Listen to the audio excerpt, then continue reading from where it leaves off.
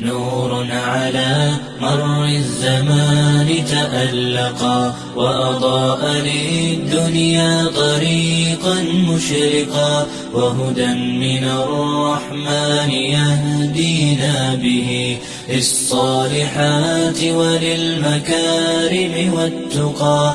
نور على مر الزمان تألقا وأضاء للدنيا طريقا مشرقا وهدى من الرحمن يهدينا به للصالحات وللمكارم والتقى. هذا كتاب الله أعذب منهل أنعم به من مورد لمن استقى. قد صانه رب العباد بحفظه وحماه حتى لا يضيع ويخلقا.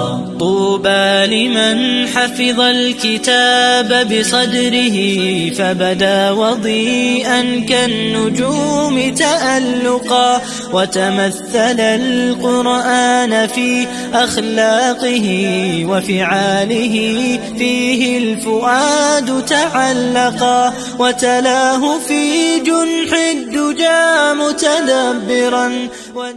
أكرمنا الله سبحانه وتعالى اليوم بفعالية كبيرة عبر حفل تكريم 111 حافظا وحافظة لكتاب الله جل جلاله، وهم نتاج مشروع الماهر بالقرآن الكريم الذي يعنى بتحفيظ القرآن الكريم للطلاب على مدار عام ونصف، وذلك بعد خضوعهم لاختبار معياري لكي نتأكد بأن هؤلاء الطلاب أهل للاستمرار في هذا المشروع إلى نهايته.